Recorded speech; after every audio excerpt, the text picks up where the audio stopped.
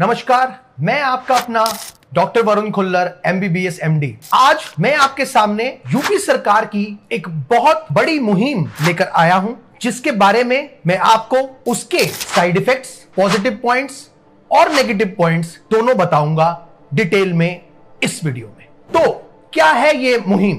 15 दिन पहले यूपी सरकार ने एक नियम लागू किया, जिससे एरिया के CMO को एक अधिकार दिया जाता है, जिससे वो CHC को एक ऑर्डर्स देते हैं कि उसके अंतर्गत आने वाले सारे झोला छाप डॉक्टरों की दुकानें बंद कर दी जाएं। ये बिल्कुल सही है, करना चाहिए, क्योंकि पहली चीज बहुत बढ़ रहा है ड्रग रेजिस्टेंस, बहुत बढ़ रहा है स्टेरॉइड अब्यूज, और किसी ने BUMS, BHMS डॉक्टर्स को या फार्मासिस्ट को ये लाइसेंस नहीं दिया हुआ है कि वो एलोपैथिक दवाइयों का इस्तेमाल करें। पर यहां एक बात नोट करने वाली है कि इसके साइड इफेक्ट्स क्या होंगे। क्या आप जानते हैं कि एक गरीब आदमी को, गांव में रहते हुए एक व्यक्ति को अगर रात में कुछ हो जाए तो कौन उसकी सेवा के लिए एक कॉल पे हाजिर होता है? आपको जवाब देना है। यही झोला छाप डॉक्टरों को वो कांटेक्ट करते हैं, यही उनका फर्स्ट कांटेक्ट पर्सन होते हैं, और प्राइमरी केयर भी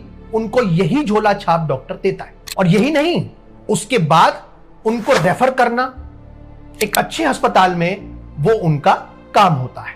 पर अगर हम इन झोला छाप डॉक्टरों को बिल्कुल बंद ही कर देंगे, बैन कर देंगे, उनकी दुकानें बंद कर देंगे, उनका शटर डाउन कर देंगे, तो वो डर के मारे ये सेवाएं नहीं देंगे। और उसका दुष्कर्म क्या होगा? क्या एक गरीब आदमी किराया देकर शहर तक जाकर अपना इलाज करा पाएगा? इलाज तो छोड़िए, वो किराया अफोर्ड भी नहीं कर पाएगा। यही नहीं, मेरा ये पर्सनल मानना है, मैं किसी को इसमें ब्लेम नहीं करना चाहता, ना ही किसी का नाम लेना चाहता हूं, ये मेरी पर्सनल थिंकिंग है। क्या मेरा आपसे सवाल है, 145 करोड़ भारतवासियों के लिए हमारे पास वो सेवाएं, वो हॉस्पिटल्स, वो सेटअप्स अवेलेबल हैं? कौन सी दवाइयां ऐसी हैं जो अवेलेबल है टर्शरी केयर सेंटर्स पर, पैरासिटामोल और पेंटोसिड को छोड़कर? ज्यादा से ज्यादा एक दर्द की गोली। तो क्या इससे एक प्रॉपर इलाज कभी दिया जा सकता है? नहीं, बिल्कुल नहीं दिया जा सकता।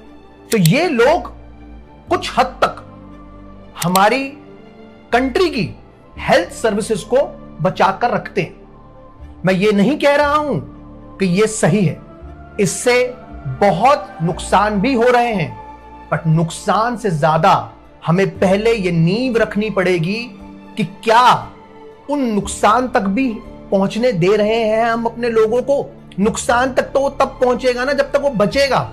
छोटे से छोटे बुखार से भी लोग गांव में तड़प तड़प कर मर जाते हैं, अगर ये लोग वहां पर ना हो उनके एक कॉल पे। शायद आप नहीं जानते होंगे, पर मैं आपको एक असलियत बताता हूं। कई डॉक्टर्स आज भी 30 से 40 साल तक प्रैक्टिस कर चुके हैं और आज भी उधार पर भी इलाज कर देते हैं। क्या कोई भी प्राइवेट काम करने वाला इंसान, प्राइवेट जॉब करने वाला इंसान, प्राइवेट अस्पताल में रहने वाला इंसान, क्या कभी भी वो इलाज फ्री करेगा? पहले बनाएगा बिल, पहले पूछेगा इंश्योरेंस, फिर देगा दवा।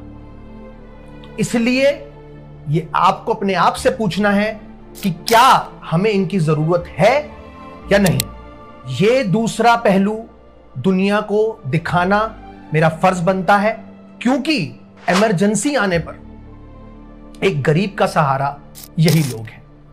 इन्हें जो भी थोड़ा बहुत आता है या जो इन्होंने सीखा है, किसी डॉक्टर के पास कंपाउंडर बनकर या किसी का हाथ बटाकर, उसी सेवाओं से ये अपना घर चलाते हैं। घर चलाना एक अलग बात है, एक जान बचाना एक अलग बात। अगर वो जान बचा पा रहे हैं तो वो बिल्कुल सही है। इसके लिए मेरी गुजारिश है सरकार से कि इसे एक क्राइम ना बनाया जाए, इनके ऊपर कोई फाइन या जेल जैसा टर्म ना दिया जाए, क्योंकि अगर यही लोग डर गए तो हमारी हेल्थ केयर फैसिलिटीज अर्थव्यवस्थ हो जाएंगी। मेरी गुजारिश यह है कि बीच का रास्ता निकालकर, जैसे हम आशा वर्कर्स को ट्रेन करते हैं, वैसे ही हम चाहे इन लोगों को सरकारी नौकरी ना दे पाए, बट इनको ट्रेनिंग पर्पस से यूज कर कर इन्हें कुछ मंथली बेसिस पर एम्प्लॉय देकर